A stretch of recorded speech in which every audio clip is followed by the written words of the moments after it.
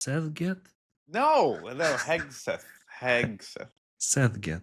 Okay. Get So Seth. there's news of like Hegseth mail.ru email address, and it's like part of Have I Been Pwned. I Who haven't been hasn't able to had catch a up this morning. mail.ru email address in their lifetime? This morning, I tell you honestly, I was thinking I need to delete all my Mail.ru addresses because, like, sometimes in the future they'll probably put you in jail if you have one of those.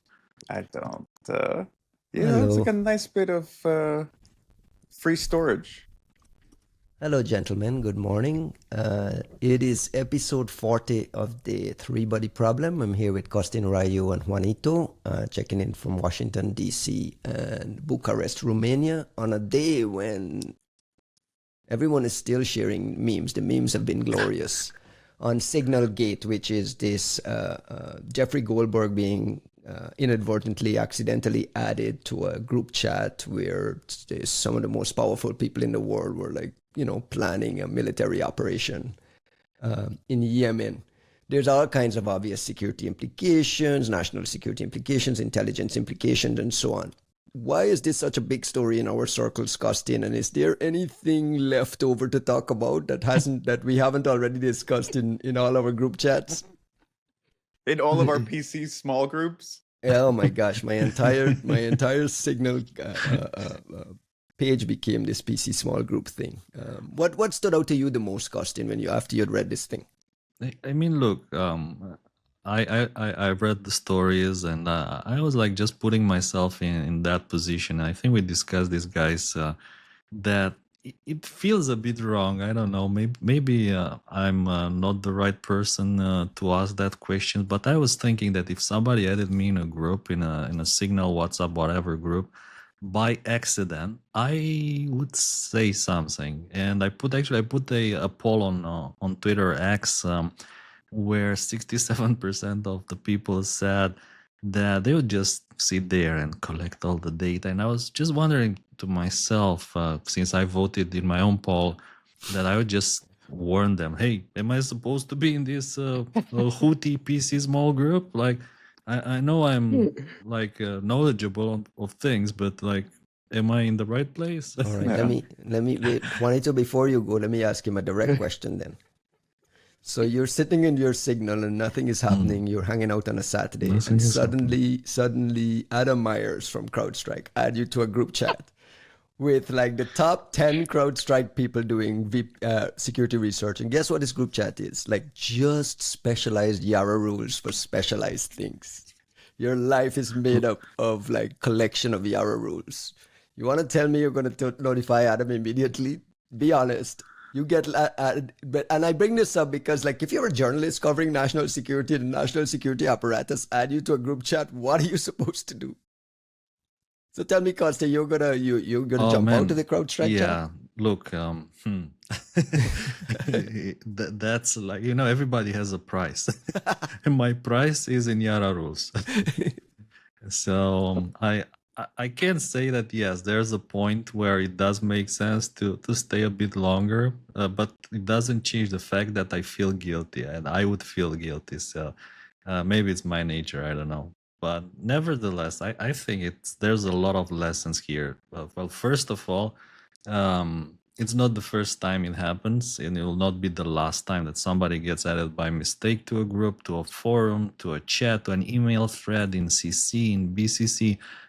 I mean, I saw cases like that before many times, and they'll happen again. Now, with Signal, what I can say it's interesting in this story is that all these guys, they're actually using Signal. So to me, that's interesting in the sense that they, with their knowledge, with their connections, they trust Signal enough to discuss these kind of sensitive things.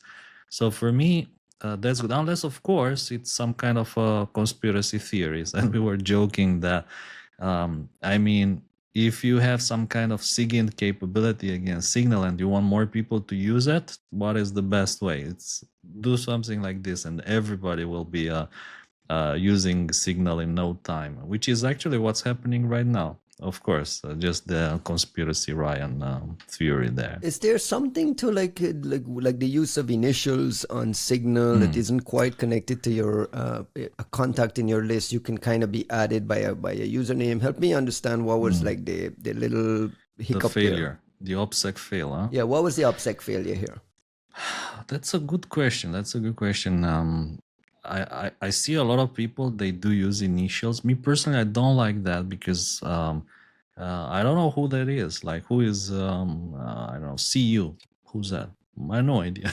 My And internet it's- is crapping out, and I'm sad to be missing portions of this discussion. But like, dude, Kostin, the initials thing is driving me fucking insane. It All was right. fine. It was fine when you had them tied to your phone number, right? Mm-hmm. Like at that point, there was some sort of like source of truth. I'm not even sure I really blame these dudes for like fucking this one up. Like I think ever since we switched to the username thing. And worse yet, What? you can't even see the username. I think that's like It the drives me biggest issue here. insane. That's a technical deficiency, though. Like that's a I think like I you think should it's a have some real sort of visual. fail. don't know- I think it's I a don't know if real it's a fail on the part deficiency. of Signal. Like, what is your ground truth? Like, they Mm-hmm. treat it like key verification is somehow a valid thing. Like, what am I comparing that to? Yeah, Like yeah, with a phone yeah. number, I know it's yours, Mm. and if we are going to remove phone numbers, then you have a unique username. Okay, then I know that's your username, but I can't see your username. So it's like, what the fuck am I actually holding as ground truth? Like, I'm not trying to give these guys a pass, but like, I would have made that mistake. I could have done exactly what happened here. Right, but the point Costin made right before, maybe while you popped off, was Yeah, like my bad, these sorry. guys, even with all the information they have at the highest level, have come to the conclusion that Signal is a safe and secure and useful way. Now that doesn't take this issue into consideration. The fact that all these initials and usernames and it's not tied to a phone number and so on, like that in itself should be flagged as like a reason why this is not. Well, I don't know. but dude, are they using this because it's like this, like they've judged it to be a secure thing, Or is it just a convenience thing? Well, A, it's a convenience thing. B, like there is no way that this is like a legally sanctioned communications mechanism, because like the whole point is like there are laws about disclosure and oversight. Like you can't use a disappearing messages chat that is not being in any way logged, in any way backed up. Like you literally, it makes it impossible for you to like, what's the record of this bombing run? When history 40 years from now declassifies whatever, there is no record of like the decision making that happened, who said what. Like, what if we found out tomorrow that the president hadn't actually approved this airstrike and that it was like these random 10 people in the White House got confused? You can't go to any disagree source of with you here. truth. Look, I don't think that any of this happens without, like you say, a true chain of command and logged permissions and approvals. What I think the group was, it was more like chit-chat around that kind of decisions. I don't think that they were actually making those decisions there. And the other thing is, by the way, how is it different from people meeting face to face and saying, hey, we want to do that? The other guy says, yeah, sure, sounds like a good idea, let's do it. And there's no record of There is that a record of the conversations. meetings. There's a record of the What meetings, any if written they materials. meet in a coffee shop? What if they meet out on don't. the street? Like this They is don't? classified material. You're not supposed to discuss it in a like I'm not saying that it's unreasonable by normal people standards. I'm saying that it's illegal by US government standards. Like Listen to Mr. America and his norms and good governance. I don't give a fuck. I'm not. I'm like, nobody gives a shit about the law anymore, and like I'm not gonna be the person who's gonna enforce it for them. I'm just saying that as far as like how this shit is supposed to work, and they said it, like the Atlantic Council piece said it. It's like, guys, like there are laws and rules around this about like presidential disclosure. The executive has to be able to substantiate this is how decisions were made. This is who knew about whatever. Like if there had been a leak that wasn't the whole group chat, but rather somebody in that chat had disclosed this to a friend of theirs who told it to a European whatever, and it made its way out to the public, how do you investigate who knew, when they knew, what they knew, because this is all being done in like a WhatsApp chat or whatever, and like everything's just being shredded. There are elements of this where like it's obvious that these folks are just doing what they think is best, and I don't think there's anybody in the middle of this saying, guys, like, what the fuck, like this, how does this follow any procedure, right? What are the chances, like Conspiracy Ryan pops in, what are the chances one of those iPhones or devices that are being used there is compromised by a nation state? And I ask this because we talk about Signal in the sense that it's a secure messenger. It's just the traffic is secure in transit, like on device. If an adversary is sitting on device anywhere, that this communication is compromised anyway. On a scale of 1 to 10, with the, what, 15 people were in the chat? What are the chances one of those is being monitored? They're all iPhones. I mean, maybe they're like secure phones. Running Android? It's not Graphene OS with APKs from Signal. Secure phones running Signal? Like, it would have to be like a modified version of Signal. Like, right. I just... They would have said that already. Well, look I at guarantee you guys, there's you a half dozen iPhones iPhones in there. You remember all the bullshit around Obama's BlackBerry? Like, when they gave him a BlackBerry, it was like the NSA had like built a fucking BlackBerry, right? Like it was specifically hardened for Still, him. he was using his iPhone, right? I mean, there were some arguments about that, yeah. And then they said like we built like a specialized secure version, iPhone version BlackBerry. for Obama. No, because he didn't like the BlackBerry, so he ended up with a BlackBerry in one hand and the iPhone in the other hand, and an Android in the third hand. But like, I think, well, speaking for, again, I understand all that legal, and to be honest, that's the reason why we don't have the IOX for Salt Typhoon, like all this legal bullshit, right? And when I saw these guys, like, you know, people at the top of the world using Signal, like the plebs, like us, like everybody else, they're just like us, and like emojis, you know, American flag, fist bump. They're like normal people, right? They're chatting on Signal. Cousin, like, you're having a quintessentially American experience right now. What you're saying is that you would have a beer with one of these guys, and that's one of like the things that determines who gets to be president here. You know, do they have a penis? Are they white enough? Do you trust them to have a beer? Yeah, okay, now like give them the nuclear football. It's a quintessential American elections thing to be like, oh, I just, you know, like Hillary just doesn't seem like somebody I want to sit down and have a beer with. And you're like, who the fuck cares, bro? Like, why is that Signal? The metric? I don't know, man. I don't know. Her emails, but bro. But like, look, we all worked in some company where they force you to use Teams or something of the like. I would never work at a fucking company. Everybody's like using Signal and what was it, Wire, and before Wire was like the red thingy, the Wicker. Exactly. Threema. Whatever happened to Threema? Threema was using niche, man. It was because it was like only on iOS, right? So you could never integrate into.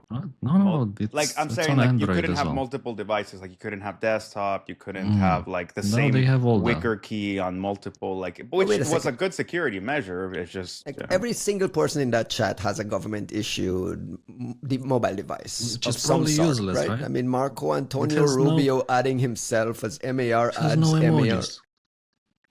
Say again?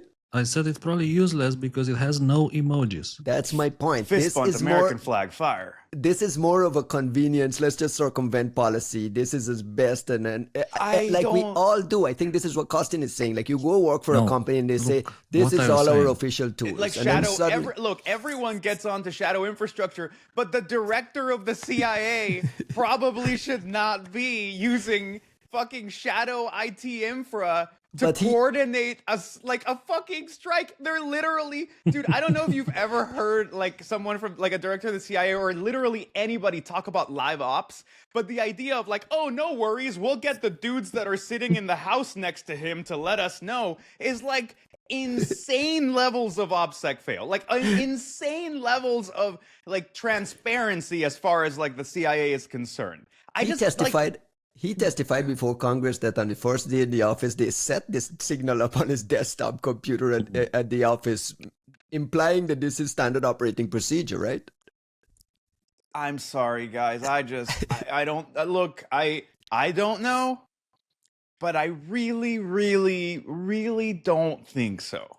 That's all I'm saying. It just does not sound right to me. One other thing that's getting lumped in who here the fuck is am I to question these folks? I'm just saying it. From my lowly point in the world, it just doesn't sound right. We actually got a statement from Signal in response to this, and I think they were trying to clarify this notion of like, yes, the government just issued a warning about Signal quote unquote vulnerabilities, but that was just that QR code, Russians using QR code to link to do this linked devices thing. People are kind of confusing the two. It's like, yeah, there's like a whole bunch of Signal security problems over here when they're two totally unrelated things. Do you think this stops the use of Signal for like government stuff? Do you think in post-mortem to this they've issued orders that no more Signal, or do you think like, this Signal and WhatsApp is just how government runs? That was the entire court system is running on WhatsApp. Look, let's move off this topic, but I'm just because I'm saying like, because it's not a change as in like, oh, they're not going to be allowed to do this anymore. At this level with classified material, there is no way in hell that this was how this was supposed to be run. Like, these people, the amount of infrastructure and like accommodations that are made for folks at this level to have access to SCIFs, to have access to secure environments, even on the road, like if you're in a hotel room, they have the ability. Like, they have all this shit that gets set up for these people to speak securely. There is no way on earth that this was meant to be discussed in Signal. Like, I don't think the US government has just kind of like been like, yo, Signal's so cool that we're just gonna like take our super secure hardware, phone lines, and environment and then move it through a commercial application with its own servers, right? Like, it just doesn't compute. It does not make any fucking sense. Like, there's no way in hell. What the fuck? Like, it's just... No, they were not allowed to do it before. They're not allowed to do it now. They just don't give a shit, and that's fine, right? Like, that's up to them at this point. Before we move off this topic, I asked a question and neither of you answered, and I'll just kind of bring it back up again with a shout out to Heather Atkins, VP of Security over at Google, saying it's a quick reminder that the top tier nation states have iOS and Android O days. The conversation kind of veered off that we weren't sure if it was Android or iPhone. And the argument here is Signal may be end-to-end encrypted, but a motivated adversary with a big budget and a pool of talented hackers can likely remotely own your device and see all your secret squirrel messages. If you're an advanced nation state spy agency, the names in that group chat are your targets for like this stuff, right? Like the top of your entire fucking list. Like, literally, if those dudes are not at the top of your list, either the US is not a collection target for you at all, or you are terrible at your fucking job. Like, there is no one who could have greater certainty on this fucking planet that they're on the top list of adversaries of collection targets. Like, it's just, that's the part that's like baffling to me, where I'm just kind of sitting here being more like, look, this isn't an opsec. OPSEC is not a factor in these conversations at all, because there is no there's no threat modeling or OPSEC mechanism on Earth for the US government where this is like how you're meant to do this. Like, there's just no way. And like, we don't even have to get creative. Some of these people were on the Salt Typhoon list as far as we know, at least JD Vance, right? Like, we don't even have to get further out of like, we don't have to speculate. It's documented, yeah. Costin, anything else to this story? I was just saying, last week was probably the week when the U.S. government realized what bring your own device means, and like all the challenges that come from bring your own device to work. That's a reality. You remember all those CISA advisories about bringing your own device? Why are we, Juanito, Mr. America, why are we putting up with these freeloading Europeans, these pathetic freeloading Europeans? These fucking freeloading Europeans. You know. Why aren't you doing more to protect the Suez Canal? It's okay. Anyway? We're gonna extract some value from it. I mean, look, that part of the discussion was fascinating in itself. that was actually the interesting part, right? Because you see how, like, I think there's a lot of conversations where folks, especially folks who are not in line with this administration, they at some point, well, actually, folks who are in line with this administration, there is this notion that there's the bluster, there's the public messaging, the thing you say on television, and then there's what these people think in private, right? And like, surely there's like a distinction between the persona you put on Fox News and the person you are when you're talking about taking military strikes, right? Like, there is this idea. And I think moments like this behind the curtain actually show that, like, nah, dog, like, it looks exactly the way it's written on the tin. Like, nobody was acting out of character in that situation. You're like, these dudes are exactly the dudes they told you they were. And that's why I'm also not getting bent out of shape about the Signal shit. Nobody walked in there going like, oh yeah, we are the doing things by the book party, right? Like, that shit went out the window long ago. So I agree with you, Ryan. Like, to me, everyone's focusing on the wrong side of this, or at least, like, we're in cyber, so we're focused on like the opsec of it all.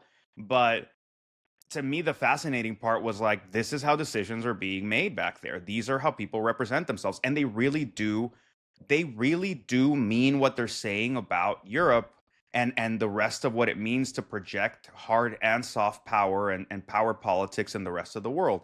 I think, like, the most transparent version of all of this would have been to call NATO command and basically say, we're the only ones who are going to unblock these things. It matters more to you than to us. How much are we going to get for it? Like, that's the only part that was missing, was literally like, look, here's a catalog of options. You want us to bomb the Houthis? 45 million. You want us to, like, or like 450 million in trade concessions. Where's the you sales want us, kit? Yeah. you want us to, like, fix Gaza? Well, that's $1.5 billion. You want us to protect Saudi oil fields? $35 billion. Right? Like, that's the only thing that's missing, is literally the US. And it was there at the end of the chat. It was in the background. It was like, it wasn't even implied. It was explicit, but it didn't have a number on it. All I'm saying is, what we're missing is the, like, fast food menu option of, like, to the highest bidder, if you would like us to back the Russians off of Ukraine, like $45 billion, right? Like, it's just, that's the only part. But, like, dude, these dudes are telling you what their priorities are. And I honestly, I'm not even, like, yelling at any of you or any Americans. Like, the Europeans are waking up, like, European governments are waking up, but it's been surprisingly slow. They've been surprisingly groggy in catching up to, like, yo, this shit just got real. It got really, really real. And it's real on the simplest terms possible. You want us to do something that benefits you? Put up some fucking money. And, like, I agree with them in being a little, like, pearl clutching, like, but that's just the way it works now. So, like, how are you gonna negotiate with these folks? Like, how do you want this established order to continue to function the way you liked it? Okay, how would you try to pay for that? Because that seems to be what it all boils down to now. Defend yourself, Mr. Romania. No, look, I was thinking that what's missing from these discussions is like a signal group for US and Europe, a signal group for US and Canada. I genuinely think that signal groups and people talking more, like, in an informal manner, would fix a lot of things. But yeah, I can understand why everything went to hell and why we're now, like, doing all this post-mortem analysis of powerful people relying on Signal to make important decisions. But I don't know, like, I can say that there was some good outcome from this story, which is in a way that I think that when you create, and like the fundamental question is why they were using Signal in the first place. And I think that they were unhappy with whatever solutions they have for all sorts of reasons, including, like you said, that all the conversations are probably logged. And that tells me that nobody likes being spied upon, and nobody likes their conversations being logged. And that probably should teach people some kind of lessons. And the other thing is that, come on, I'm sure that the NSA can produce a secure phone running some custom version of Android with either their own, I don't know, fork of Signal or whatever else that these people could be using. But Kostin, this is clearly not that, because if they had done that, they should not have been able to add someone who's living in civilian Signal, right? Sure. Like that's my whole point, right? Like there's nothing to say that they could not take the Signal protocol, the Signal app, put it in a secure phone, make it run through their own version of infrastructure. Though frankly, if you're already developing that, like you don't really need Signal, but fine. Like you could, if like you're like, yo, these boomers like really like using things they're familiar with, we're gonna make it all look like the stuff that they think it is, but like we're gonna make it in our own infrastructure, so on and so forth. Like then I could see that. But that would make this situation impossible because journalists are not getting NSA phones connected to NSA Signal infrastructure. So Fair like enough. by definition, this is just not what we're seeing here. And like I think that, look, it's really obvious that this administration is not overly concerned with like regulatory stuff or even just like by the book governance stuff. But like I think at the end of the day, if these folks are going to have a hard time in the courts, like in the aftermath of this administration, it's going to be over really dumb shit like this. It's like some citizen watchdog suing, basically saying, hey, where are the logs and like the presidential records about discussions that had to do with the Houthi whatever. And they already know that when they sue, no one's going to be able to produce these conversations because they're happening on normal phones, in normal Signal, in disappearing group chats. Like it just, Unless somebody had iCloud backup enabled for Signal. And they just asked the no, UK. It doesn't keep it. It They asked the doesn't British. keep that stuff. Aye. It doesn't keep it. You have to pass the database from one phone to another in like a sync.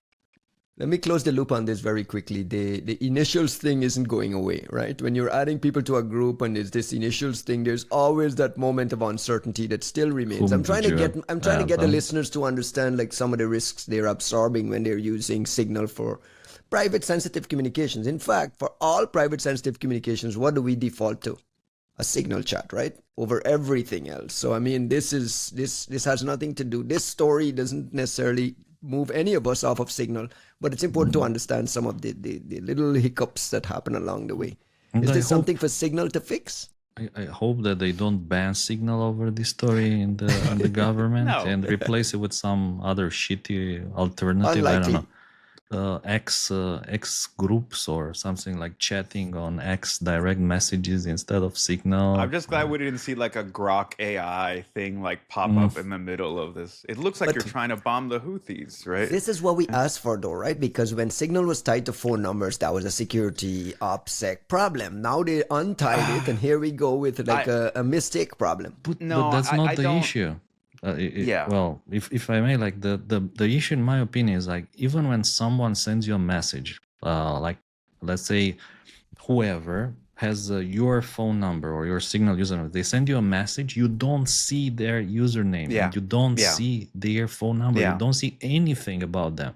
Signal fucked up here. Like I think so. I think Signal fucked up. So what and needs to like, be fixed? Well, so we've been trying to flag this, but like I don't know. It's not like I made it my mission to like flag this, but it is genuinely extremely annoying. I think it's a serious failure on the part of Signal's UX mechanism, which is I think it's in the protocol actually. They seem to think that they're going for a way for people to be so secure that they can communicate with complete ephemerality of identity, where you go, I'm this username today, and tomorrow I change my username, and like, peace out, I'm out. Like, and that seems to be like a desirable standard, and I disagree with that because, frankly, what you are doing is creating, like, somehow you have managed to make real the identity problem in cryptography. Most of the time, the identity problem in cryptography, where you go,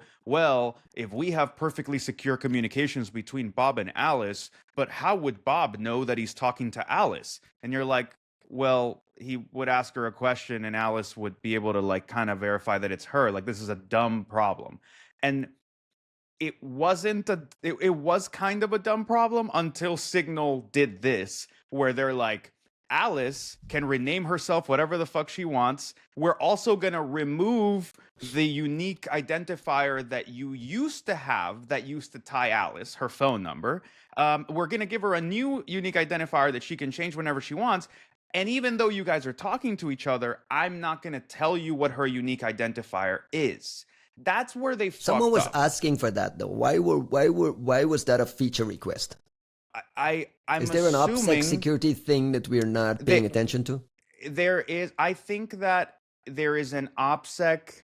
There is a version of OPSEC where this is desirable, which is to be able to create unique accounts that somehow can be disposable in a way, like, if that makes any sense. Like, I can have a unique username, you and I can communicate, there's a perfect key exchange happening there, then tomorrow I decide I'm no longer this username, I'm someone else, and like, Truly there's this kind of disappearing. like ephemerality to the inboundness of it all. But I just cannot see that as a desirable thing when I'm weighing that in contrast to being able to tell who the fuck I'm talking to from like a casual perspective. I have so many people who are named V or D or K and like Alex, and there's 7 Alexes, and I'm just fucking, and like the worst part is like some of them don't have any profile pictures. You're just like, well, Or phone number that attached and now to there's them. no phone number and there's no username. Like, This is real. This is a real pain. I respect that there's some brilliant people working on crypto stuff at Signal. I just think as a user and from a threat modeling perspective, I think they're going about solving a problem, a small problem, and in doing so, they're creating a really, really big problem. And Stop I just using think, your initials in Signal too. Like all these people using their initials. I In mean, these I one can't letters. judge them, right? I can't say anything, right? Like, Your entire name I is an can't, initial. my whole thing, but I think it's relatively unique. But It's something like costing G, okay? Maybe. Maybe. sure, but Maybe. you, What's but the to G most for people, again? you're not G, you're coasting R, right? Like, you know, Mm. so wrong coasting, different, it's different.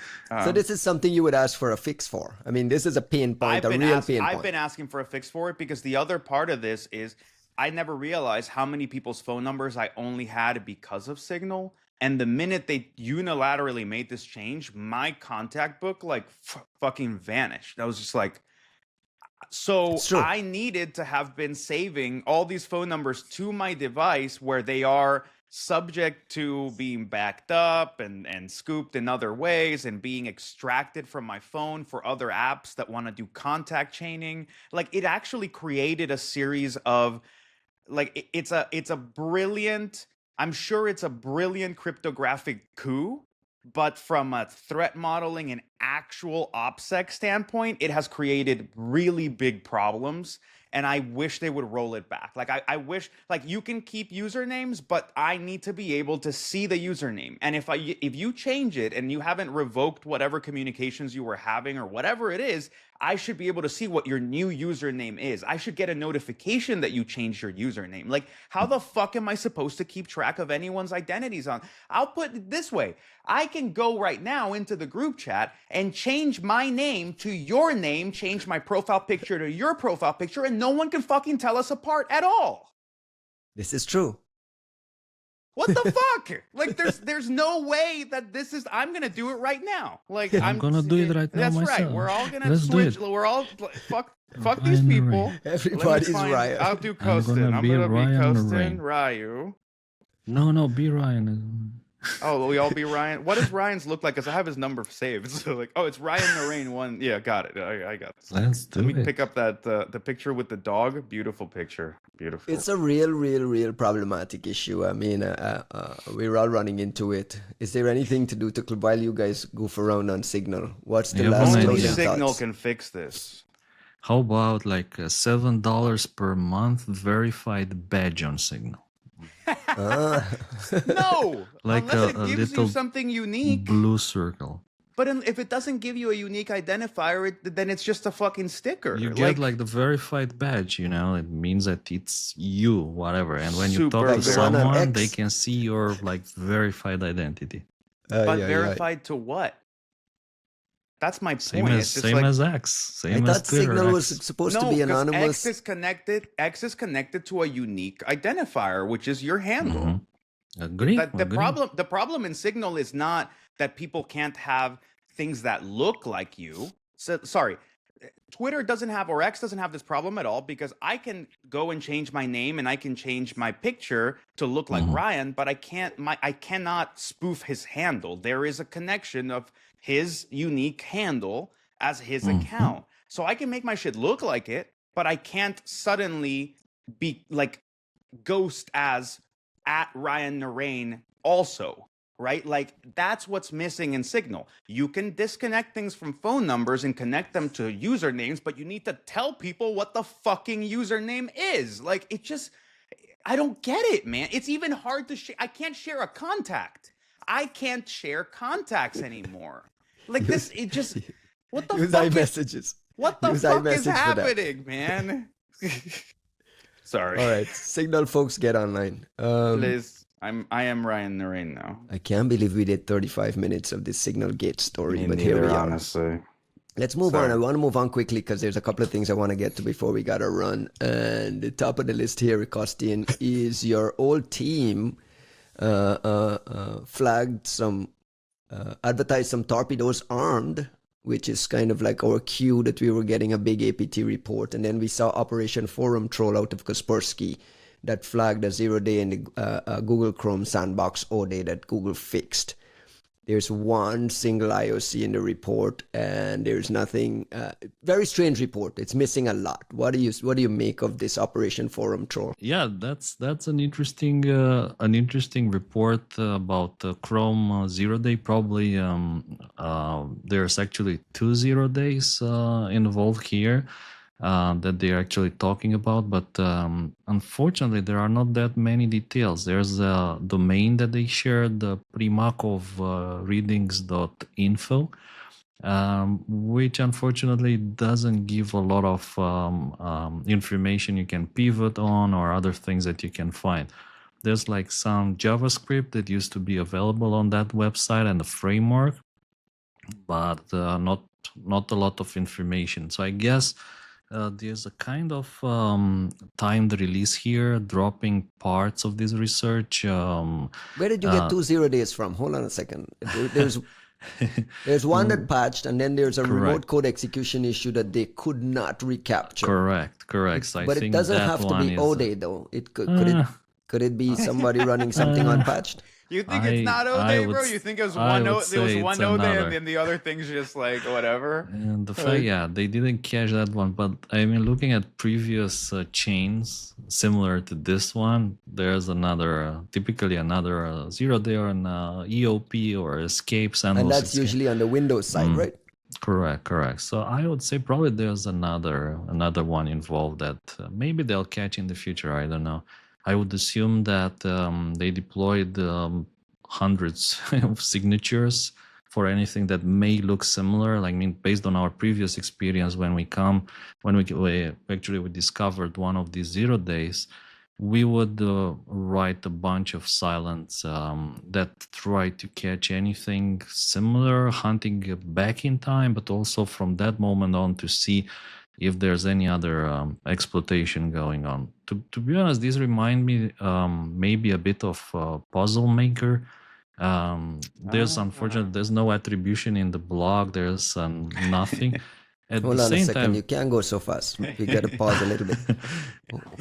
let me say one other thing, which was that Boris Larin actually filmed a video of about 1 minute in which he is walking through the office, and he is talking about the fact that if you want to read more and who is behind this attack, go to SecureList. But unfortunately, on SecureList, it doesn't say who is behind the attack. So I guess that there's other things coming, like maybe more on attribution. I don't know. But this is what it reminded me on, to be honest, of which is PuzzleMaker. The end of the Kaspersky blog ends by saying, we plan to publish a detailed report with technical details about the zero-day exploit, the sophisticated malware, and the attacker's techniques. So this initial thing is incomplete. I mean, just based on the level of what we usually get. This is incomplete from that perspective. Now, pause for a second. Who or what is this PuzzleMaker? I just Googled it for a second and I saw it on your mysterious APT list, like the top 10 mysterious APTs. And there was PuzzleMaker with no attribution. So you can't just drop that there. You got to tell me, who the hell is this PuzzleMaker?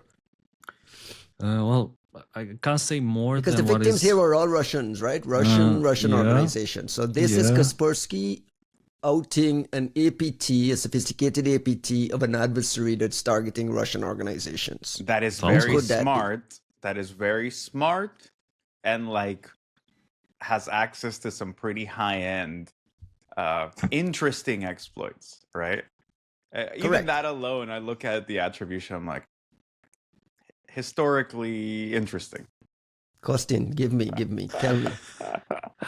Like, it's on the big mysteries list for a reason, I guess, and since it's on the list, it means we don't know who was behind it, unless, of course, or we did not know Juan when wants that to was say more. published. I don't know, man. That's not my finding to share, right? I would say that yeah. Is it a NATO country? I wouldn't know. I don't know. I mean, there were Are they a NATO no country? clues. Who? This Who are you puzzle, thinking whoever's of? behind this PuzzleMaker. Why are you guys being this like Hush, hush. ippy with me? Yes. The audience demands to know what we know about things. If we don't know, we don't know. It feels like you guys know and you don't want to say. And if that's fair too, but just like tell us you don't want to say. I don't know. I'm as confused as you, but it seems that maybe some of us know more. I'm sure there'll be a speech at a conference sometimes, or the fact that there will never be any speech about that at any conference is a maybe better indicator. I don't know. teller Okay, here. so KL is, I was very excited because I saw the like torpedoes armed messages, which always preface interesting Something things, big. Yeah, right? it's useful. Like, They save it it's, for good if things. it's not, yeah. if it's not big, you're almost like, what the fuck, guys? Like you're Stop with it, misusing you're misusing the flag. And in this case, it's not that I think that it was deflating. It was more like it almost seemed like they were going to give us something big, and then they pulled back at the 11th hour. And like just the time of the publication to me is like, this isn't normal, right? So I'm guessing Right, things came like, late in the I'm not in touch with afternoon. them, but it to me, I'm like, it kind of feels like there was some friction along the way. And it's really unusual to get a blog post that says, look at our O days, we'll give you the report on the threat actor soon. It's like, maybe if it's a PR strategy, it's kind of like a little, deflating, right? Like you're teasing something and it's not, I don't know. But who knows, right? Like maybe it's that complicated a research and they were that rushed with the O day, and who knows. But I don't know. I want to see what this forum troll is, because they didn't say it was PuzzleMaker, right? Like, is it a campaign under No, PuzzleMaker? Kostin just brought that up, but that's why I was asking, like, why would you flag it? Two things. Why was PuzzleMaker on your top 10 most mysterious APT list? Like, what made it mysterious? Is it just the missing attribution piece? And why did this remind you of that? Is it just the exploitation, the OD exploitation with the RCE and the backend? Like, help me understand why you flagged that. Yeah, I guess this kind of, let's say, of targeting against Russia through zero, well, not in this case 0 day, but not zero click, but URLs or links that you need to click, so one-click chains if you want. Drive-bys, right? Yeah. It doesn't happen a lot. I mean, the super sophisticated threat actors out there, they're like completely silent. There's no clicking involved.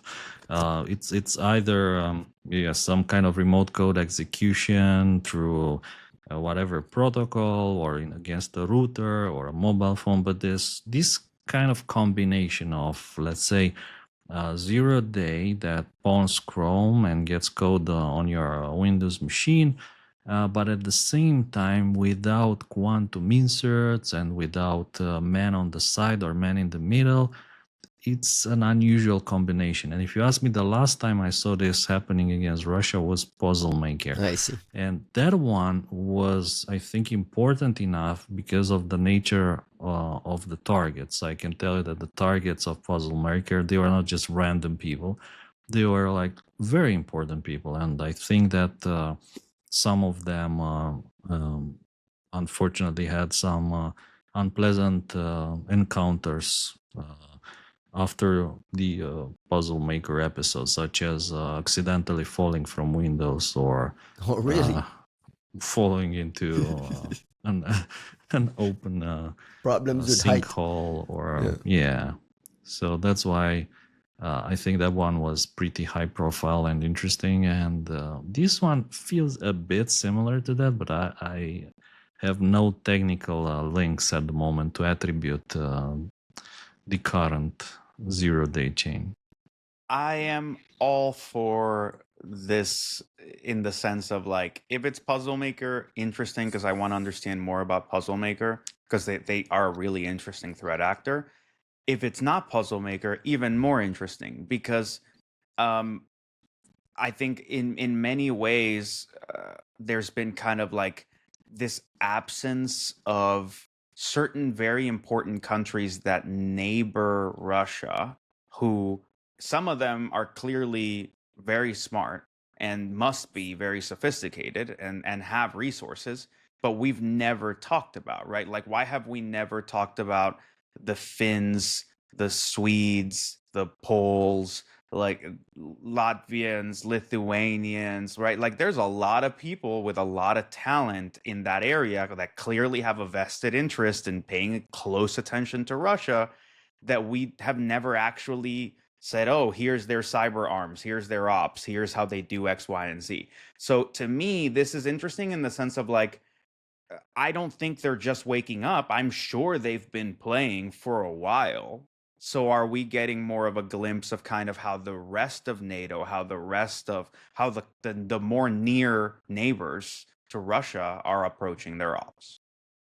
It's really interesting.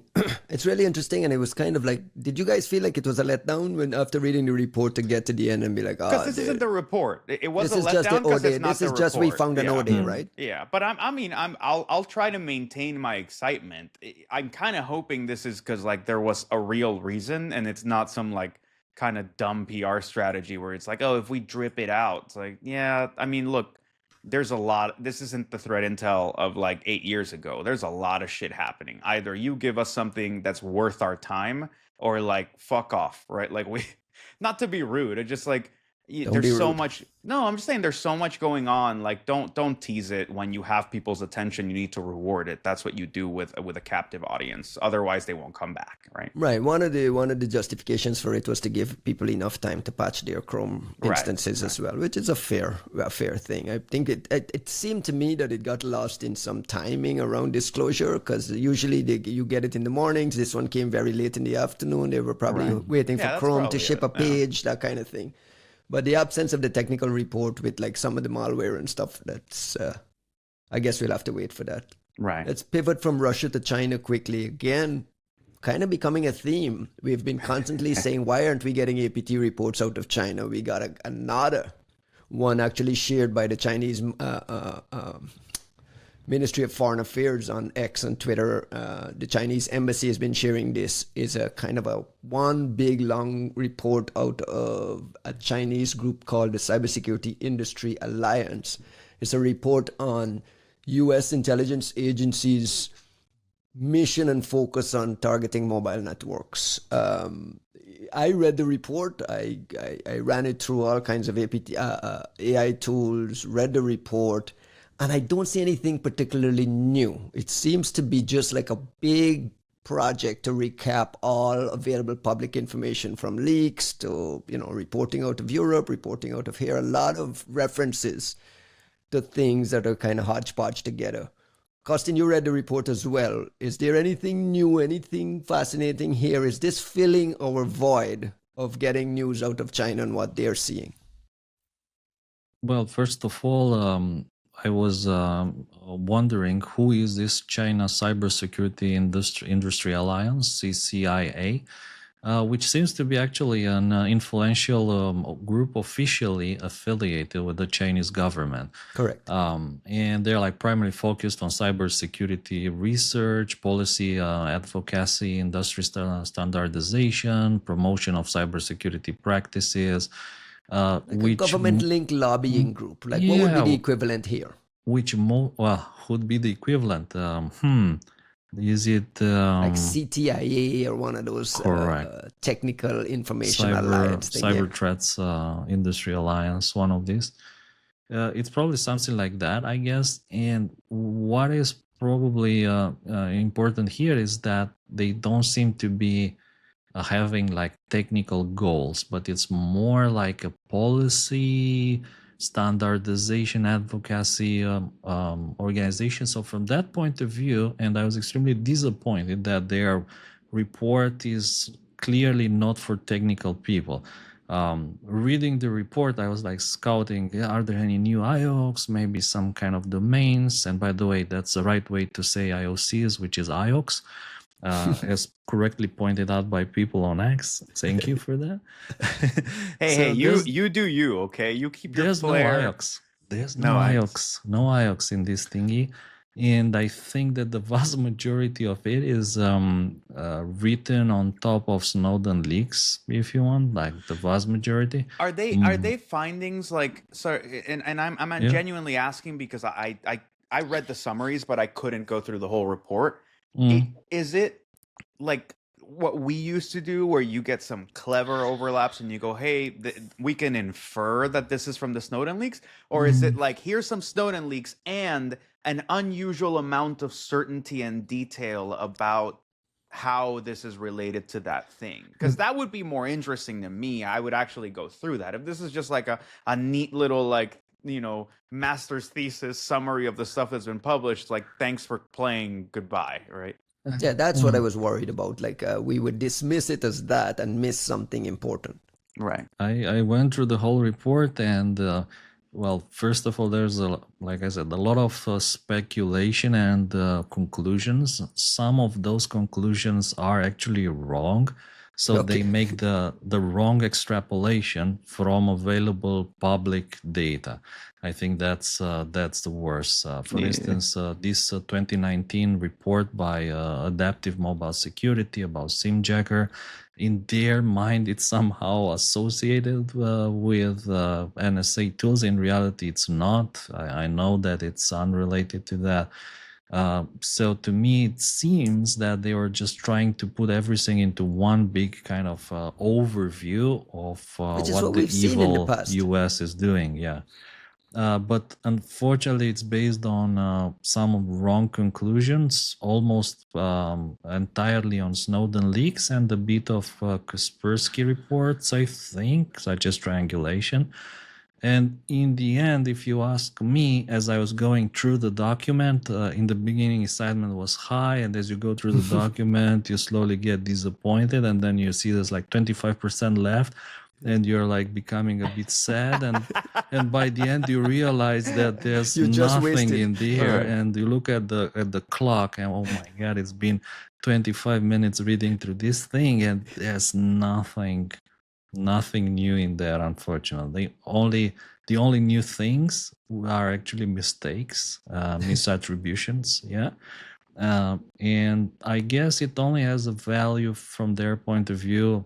There's a PR value to them sharing it, though, right? Keep that in mind. Yes. Grouping all these things, because I mean, that's real, that few people can remember all these things together. So if you ask them, to testify or make a statement about the vast, I don't know, dragnet of the evil U.S. Empire against China, they won't be able to remember all these different cases. Man, for $200 a month, I can get somebody to remember those different cases 10 times a day. You can do it with 20. Yeah, well now, right now you can. I'm just like, I'm not trying to be dismissive, but there's a difference between like a book summary or basically a literature review, which is what that would be, and threat intel research.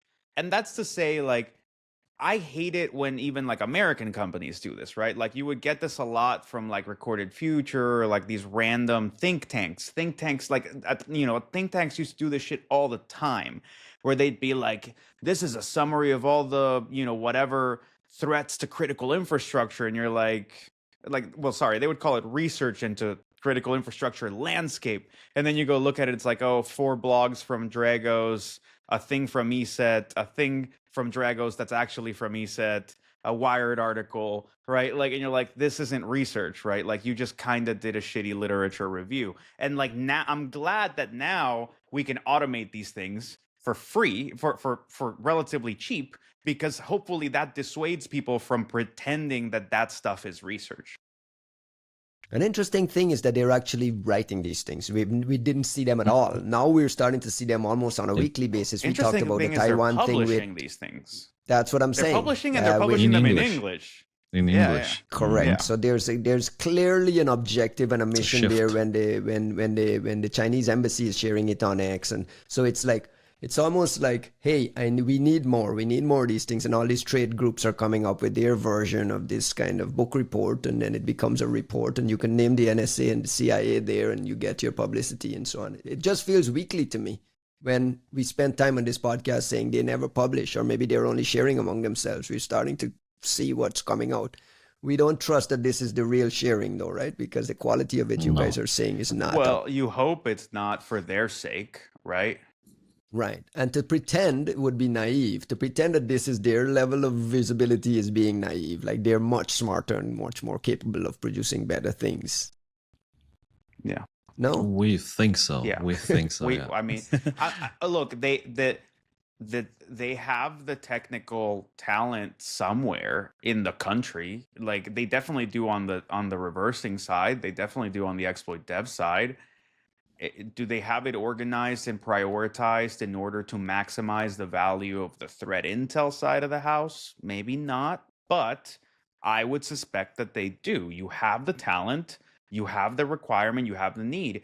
My assumption has been, with no know-how whatsoever about their, intelligence community or anything about how they do things, my assumption has always been that to them, they treat threat intel as real intelligence, and they're not just squandering it for the purposes of blogs and marketing.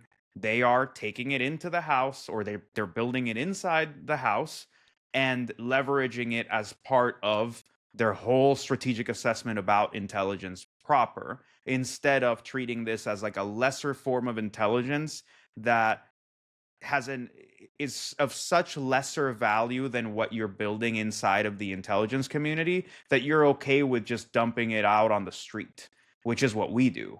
There is something to be said philosophically about what that implies, because the notion that they just can't do it, like, to me seems like, it almost seems racist. Like, they have more reversers than we do. They have more exploit folks than we do. They have a whole ecosystem of hackers and stuff. Like, why wouldn't they be able to produce threat intelligence folks? Like, that makes no sense, right?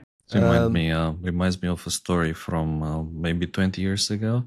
We founded the first photography club in Bucharest, and we were like about 20 people.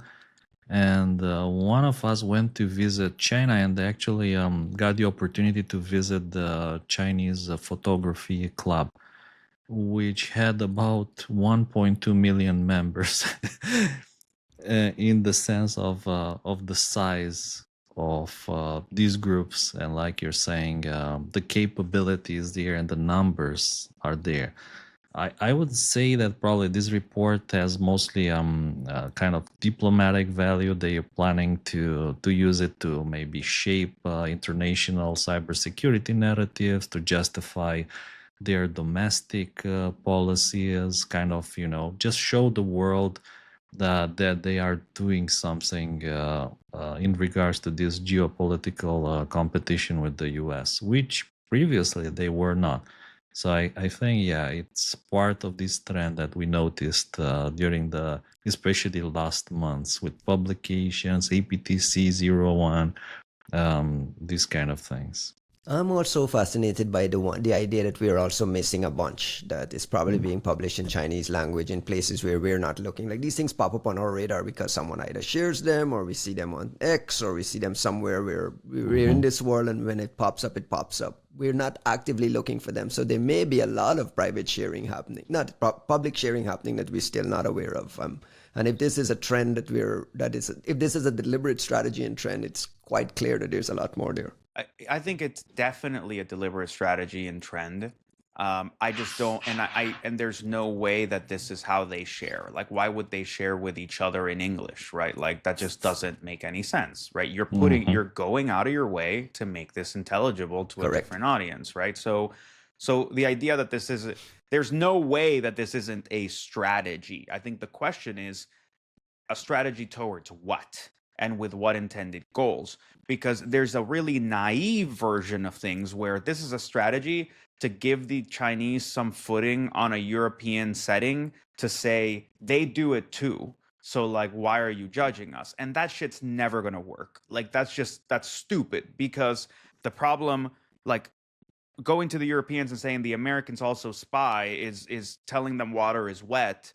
The problem is not that Americans spy through the internet. The problem is that when the Chinese spy through the internet, they leverage it for financial benefit in the private sector and fuck over a bunch of Western endeavors. And that distinction has never really sunk in properly with Chinese diplomats and the Chinese government. So if that's what they're trying to substantiate, that's a dumb strategy that's not really worth anyone's time. And like, okay, I'll let you make a mistake for as long as you want.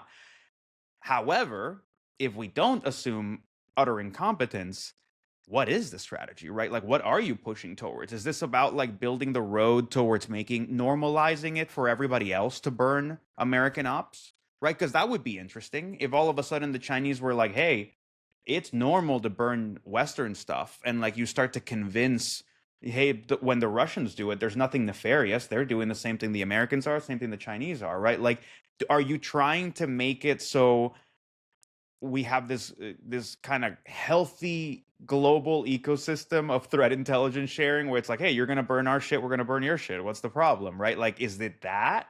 Or are you building a case towards something, right? Is this the nascent beginnings of a strategy towards actually burning, like having mechanisms by which to burn US operations at times when they're actually sensitive, right? Like right now, maybe the Chinese do not have good vehicles by which to burn something like, I don't know, early warning notification of somebody planning a strategic bombing run in a Middle Eastern country somewhere over a, common communication messaging app, right? Like, how would you operationalize that information in a few hours window when you see it pop up across a bunch of phones that you're probably spying on? Is this the Lab Dookhtegan 4-year buildup before you actually start like dropping crazy shit? Or is this just kind of like a dumb way of saying, oh, they do it too, right? Look at this guy. Look at this guy teasing the next story. Lab Dookhtegan. I'm getting good at working on the podcasting. Lab Dookhtegan returns and returned with fireworks. We just saw the reemergence of this. It's a Telegram channel, right, Costin? Backfill us on who it was and why it's fascinating and interesting, why we've been following this. This is a very, very fascinating operation. They pretend to be some kind of Iranian hacktivist group, but I think their capabilities go way beyond that. I mean, they've been around since about maybe 2019, I would say. And they probably became famous around that time when they exposed Oil Rig, which was this Iranian APT group. So they doxed the members, doxed some of the tools. And it's quite interesting, by the way, they were not alone. Around the same time, there was another group called Green Leakers, which they kind of disappeared, and Green Leakers actually doxed Muddy Water. So it felt like they were, I don't know, sister operations, Lab Dookhtegan and Green Leakers. Now, Lab Dookhtegan, they kept active, publishing all sorts of interesting information like the cryptocurrency wallets of the Iranian Revolutionary Guards Corps officers, like the leadership, dumping also the private documents hacked from different Iranian institutions. And I think everything was going well until maybe about the beginning of this year, or like beginning of February or March. Their Telegram channel finally got banned, and they just created a new one. They on March 11th they just So this forwarded. week they returned with a new Telegram channel. They returned with a new Telegram channel. They started by forwarding all the old messages from their old channel to the new one. And is then there a way to validate that this is real, or someone could? Is it possible that someone could be masquerading? Just help me understand how Telegram works.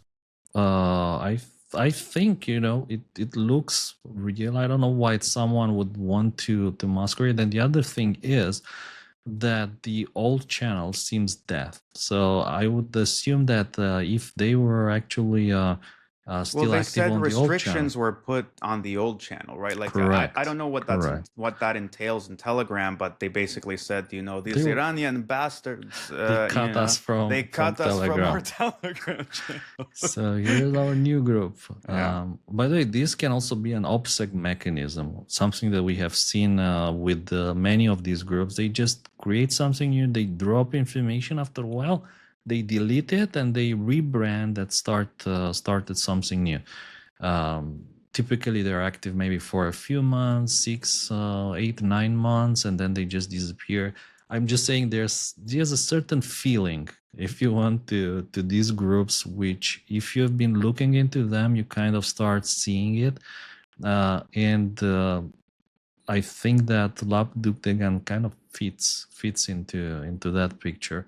Now, in my opinion, what's really interesting is that around the same time that the Signalgate was happening and people were bombing the Houthis in the real life, Lab Dookhtegan was cyber bombing the Iranian tanker companies, and very interesting, claiming that, and by the way, this network of Iranian companies, which among various terrorist activities, are responsible for supplying munitions to the Houthis. So it sounded like, is there a link here between that group, the Houthis PC small group, and the Lab Dookhtegan attacking the national Iranian tanker company? The Lab Dookhtegan thing was reemergence and public reappearance on Telegram predated this Signalgate, correct? They came back on March 18th, I think. I see. Okay. Well, they created the channel on March 6th. Then on 11th, they forwarded all the messages from the old channel. And on the 18th, they announced themselves 6 years of activity, which is pretty impressive in my opinion. And in this part of this, totally grassroots and absolutely not in any way affiliated with a nation state. That's what's that. My obvious next question is: this is obviously a nation state active defense mechanism, right? Feels like, and the one nation state that has very good command of the Farsi language. All their posts English language, cyber operations, native English and native Farsi. Is this an American operation, Juanito? That's a good question. I don't think so. Juanito would know. It's not. I would not know. I'm just saying that I don't. I'm saying that, to me, Lab Dookhtegan and Green Leakers felt like an early predatory sparrow, right? Like it felt like an early Kojenske Durand, Adelat Ali. I always What is he forget talking about, Costin? What? What? Your pronunciation is golden. Say that again. No, it was the groups that have been making Iran's life interesting over the past couple of years with more direct hack and leak operations, maybe melting down an Iranian steel plant from time to time, maybe shutting down all of their gas pumps if they ever get a little too mouthy, right? Putting up like a nice little, just things like that where you're like, I think this just kind of feels like a different kind of op, and there is a most able runner in that region that to me has always felt like it would have a greater interest and more flexibility in doing this. But I'm not saying the Americans couldn't. I hope they can. I wonder if oftentimes when it comes to assessing American operations, it is never a question of capacity. It's almost always a question of Purpose. mental flexibility and bureaucratic pole Gymnastics. vaulting. Yeah, like how much, like with America, it's never about can we do it? Could we? I mean, could we? Absolutely. We could also turn Tehran into a glass parking lot if we wanted to. Will we? Almost certainly not. And it's and obviously, like the nuke thing aside, on the cyber side, it's because we make it so complicated to do so, right? So even though this looks like something that the Americans could do, I would be very surprised if it was the Americans, just because I think we can't get out of our way fast enough to actually do something like this, much less for 6 years. Just one observation to that. In general, I think you're right. But there's a confusing story with Lab Dookhtegan. If you remember back in the days when ESET published about Deprimon, which is what we used to call the depressed Lambers, the depressed Lambert. They got extremely upset. They got so upset with ESET. Oh, And they started like, Wait, fill me in on this. I know nothing about this story. So like the ESET published a story like, well, ESET is one of the companies which published about the Lambers multiple times, even maybe in some case not knowing. But most recently, I think it was with this story about Deprimon, which was a malware they found, I think, in a financial institution, if I remember correctly. It may very well have been even in Slovakia, possibly in Slovakia or Czech Republic. But definitely somewhere in Europe. And they wrote a post about that. And the malware they called Deprimon was what we were calling the depressed Lambert, for which all the targets were basically in Iran. And there was definitely a valid member of the Lambert's family. And when ESET did that, Lab Dookhtegan got super mad. They got extremely upset. I thought that was interesting, yeah. That sounds very performative, though. Well, like, I don't know. It could. It also.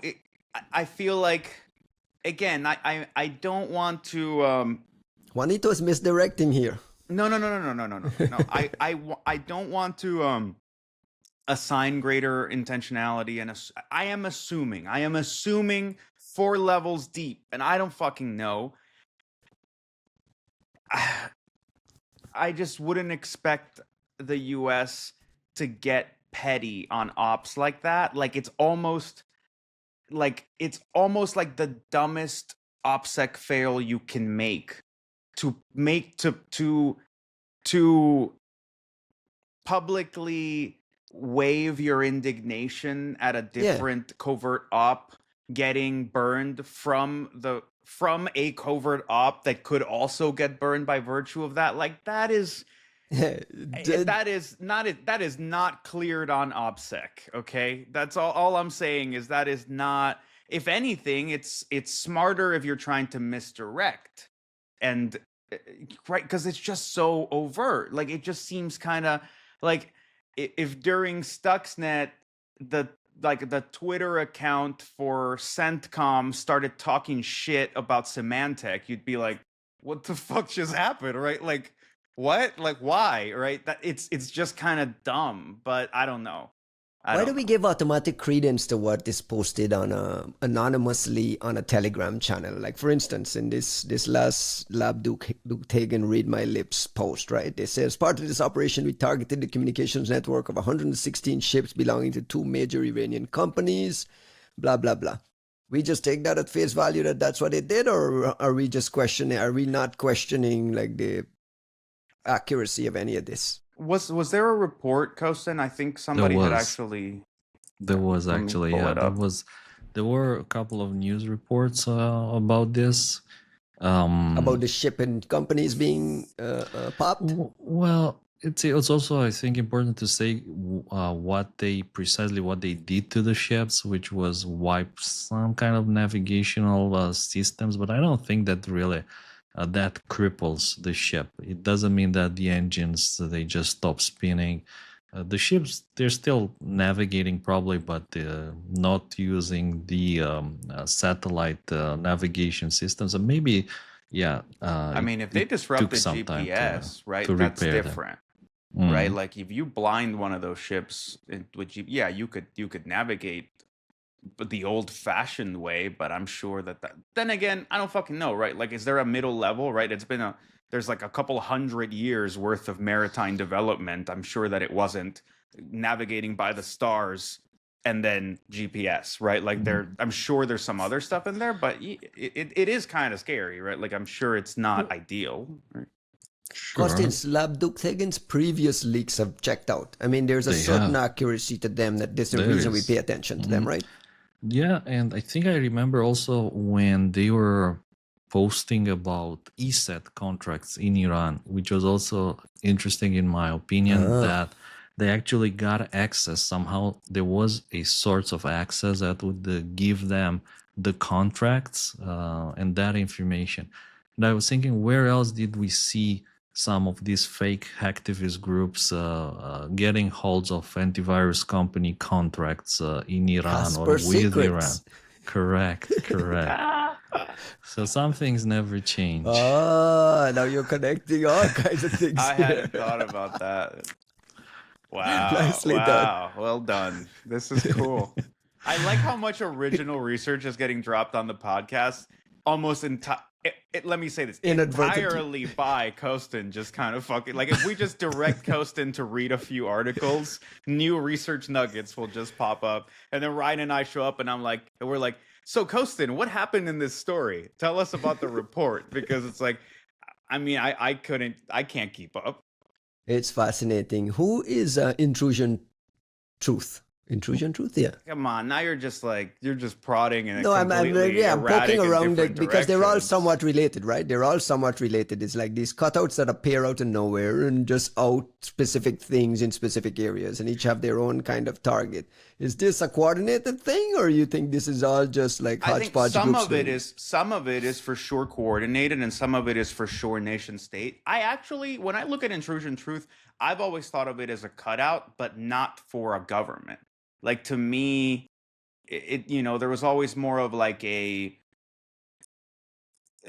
it a think tank? No. They'll never figure that shit out. But no, a signal chat. Just signal chat. No. I mean more like, I don't know, like how many former gov folks are now in the private sector and they wish they could talk about things that they think are obvious because they understand how these companies and organizations operate at a human level, organizational level in China, and they see a deficiency between like the really advanced technical stuff people are coming up with on Chinese ops, but the deficient human organizational side of that discussion. Like that, I always wondered, to me it felt more like that, because the strategic value of it was not, hey, look at all the technical shit you missed. It was usually, hey, if you happen to pull this thread here, that one over there, and this one, the whole sweater unravels, and like this is what's underneath. And that it just kind of felt more like parallel construction because the stories never, to me, the stories didn't follow a clear deductive path. It was like, this is how you find this answer and that answer and that answer. And I go, yeah, but how did you find those answers? You know what I mean? And that was always missing. To me, that's how the intrusion truth stuff felt. I'm not against it. I don't have a problem. I think intrusion truth is cool. And I'm all for them doing more of what they've been doing. And I honestly, what I wish we would have seen was maybe more of that work being done by the private sector saying, hey, yeah, actually, if you follow intrusion truth's methods, like, look at this. And folks have followed up, but we've done it. Some other folks have done it. And the true value of that stuff is it's now in the public record. I no longer have to put my neck out and say, I found 3 indicators in a WHOIS database that makes me think that maybe it's these 4 Chinese dudes in Chengdu. I can just say, well, intrusion truth claims it's those guys, and I have 3 or 4 indicators that also substantiate that it's probably those guys, right? And that's kind of what you get with this story about Fish Medley from ESET. iSoon, right? Yeah, I was just going to pivot to this. Let me set it up. I see where you're going now. Speaking of guys in Chengdu, and it's fascinating how like leaks lead everyone down the path of an eventuality. And in this case, it started with the iSoon leaks, and then the Harfang Labs did their analysis and so on. And then slowly but surely, we started to see the connections being pieced together that ended up with the sanctions and the charges that we just saw not too long ago. Now, ESET follows up with a report that's saying that this Operation Fishmonger, which is some espionage operation out of China, was actually operated by iSoon, and they're making these connections and so on. So this is super fucking cool. Chris St. Myers on my team discovered Fishmonger. I put that, I slapped that name on it. you named this? I think so, but yeah, I definitely came up with the name, but St. Myers discovered the APT, at least on our end, a few years back. It was cool to see the name pop up again in what is like really cool, obviously way like 10 steps ahead research from ESET, right? So all credit to ESET. Yeah. All credit to ESET. That's fucking awesome. And I went through some of the iSoon leak and I worked on some of the Fishmonger stuff and I did not figure out that they were connected. So this is fucking great. But this is an interesting one in that they're putting it under like APT41 umbrella. They're also just kind of talking about some of these different components that different companies have put together, right? Like Soda Master from these guys, and to me, the Fishmonger. I know for a fact there was also a report. I want to say from Mandiant. I think they called it Fishmaster. It was some, but this is coming from like the PDB paths. I believe included Fishmaster X64 is like what I remember off the top of my head, but it's to me, this was a thing where I started to dig alongside these guys, and then I was more than happy to leave it to St. Myers and some of these other guys, because when you step back now and look at the assessment that ESET is making, like this shit is so messy. The Chinese APT ecosystem is so fucking messy that like even when you have the crib sheet, even when you have this is the company and how they talk and what their GitHub environment looks like and how they do X, Y, and Z, it still looks messy as shit to me. And I just feel like my brain is not wired for China APT. And like, I don't know, man, it makes me feel like a little ashamed. Coste, what do you make of the ESET report? I thought it was interesting. They're saying that this is one of the groups, that were operating under the iSoon or AngSoon umbrella, if you want. It's also interesting that ESET said, by the way, initially we thought that this was something else. We put it under the WinNTI umbrella, but later we realized that it wasn't. and we moved it to its separate cluster. And I guess that all that happens because of the tool sets they were using, and in particular this shadowpad backdoor, which initially it was used maybe just by one group, but later it pretty much became omnipresent, and there's like half a dozen groups nowadays So Shadowpad, using it. in that sense, Kostin, and this is again me not understanding this ecosystem, but trying to learn from some of the folks that work in it. The way I think about Shadowpad now is like in the same way as we thought about PlugX, as like what looks to be something that is being maintained by an organization and sold or sold access to multiple parts of the Chinese APT ecosystem, whether that's I don't know, just the mercenaries. It looks like it's the mercs and some of the offices from different parts. And like, there was an amazing report by Yijen and Joey Chen, who, when they were at Sentinel One, this is like I want to say maybe 3 years ago, in which they talked about Shadowpad and like what the C2 servers looked like and what some of the infrastructure looked like, that made it actually more clear that this was being maintained by some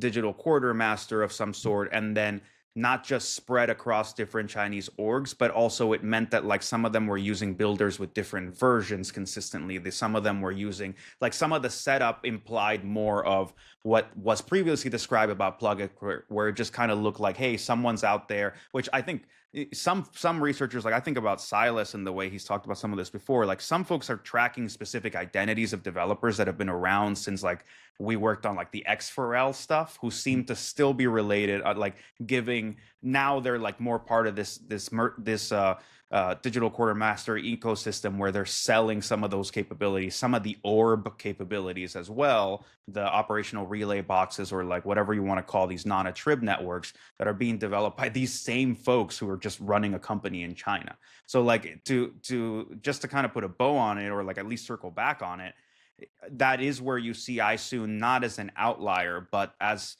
an example of what seems to be an important part of the Chinese APT ecosystem, which is these tried and true vetted folks who probably used to run some of these ops back in the day, who now run some company that now provides part of the part of vital infrastructure that's being reused by multiple parts of the Chinese APT ecosystem. And that's my read on Shadowpad, right? If this follows this trend where the iSoon leak led up to where we are today, do you guys expect we'll see Pangu Lab caught up in this at some point down the road, where we get some APT report that comes out that links them to things? Because we're starting to hear rumblings that they're another part of that ecosystem that you just described. Is that something that you're expecting, any one of you? Nobody wants to say anything. I don't know if that's what we would expect. I think to me the mystery, like it's cool that you got some indications, and I would love for us to reach some level of ground truth. But there's two things here. Like the first one is what we already discussed on the podcast, where it's like, what exactly are we objecting to, right? Like we can't object to iSoon being a contractor that like does shit for their government in their country in a way that's like legal and normal for them to do.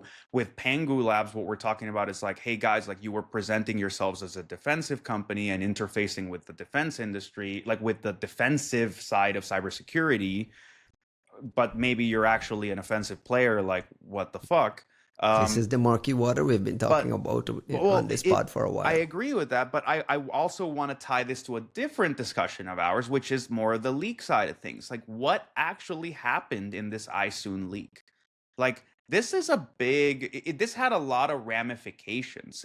And from a research standpoint, I think it's a fucking boon, right? You put people like Dakota and Eugenio Benicasa and like all these amazing analysts, ESET included, and everybody else who just poured through this thing and went, look, attribution of this, attribution of that, these different components, this is the way they do this work. They were actually like, we had a release recently where it's like Dakota's just like, oh yeah, this is connected to this way that like the Ministry of Public Security is doing this, that, and the other. Like it was a small leak that had a lot of like downstream consequences. And my question is like, I want to go back and be like, yo, cool, but also who the fuck leaked this and why. And it could be something as petty as like some contractor that didn't get paid, or some other competitor who wanted to fuck with them, and that in itself would be like a fun story. But if you were asking me, like, is this the beginning of a trend? I don't know, because I don't understand why this happened, or how this happened in the first place. It's just, it was a nice gift and we made the most of it while we had it. Right. We might get an intrusion truth report at some point down the road. I mean, do we even need Are to? you still Right? active? Like, well, that's honestly, like, this might be one of the bigger wins of intrusion truth, in that they clearly influence this space so much that, like, they don't actually maybe really need to. Like, they could come out with a post and show us some stuff, but look, multiple companies, multiple researchers in multiple venues over like publications that have spanned many months have actually combed through this one and maximized the value of it. And corporate overlords haven't gotten in the way from the looks of it. So, like, do you need intrusion truth? Or did they foster this? Leaks come from two things, though, right? Like an insider, disgruntled insider leaking something, or it's a hack and leak. But the other part of this is what we're not describing. When we talk about all these leaks and these pops here, it's like someone actually popped them and stole this information and then decided to leak it. Leaks come from all kinds of places. Sometimes someone gets added to the wrong group chat. Sometimes you share access to a resource with the wrong person. Sometimes your SharePoint admin is kind of a dick. Right? Like, these things happen. And I think that's the difference between like an intentional leak. And I think that's kind of where we're pigeonholing here, is like, clearly these leaks are intentional. This is someone, and I make that distinction because that intent implies some goal. Even if the goal is just destabilizing, there is a goal. Somebody went out of their way, who had access to stuff that other people don't have access to, and decided that the best way to leverage that access that other people wish they had is to be public and to expand access to that data set. If I had that data set, or if somebody else here had that data set, they could also have said, this is a valuable data set. I'm going to go to, some Western government or some cutout for some Western government and say, hey guys, how about $100,000 for like the back end of this mercenary contractor that's hacking this, that, and the other? And you might go and sell that to 6 different countries and make a pretty penny, right? Some people make a living off of that shit. So somebody with this access decided that it was more valuable or more important or strategically more interesting to just post that shit on GitHub.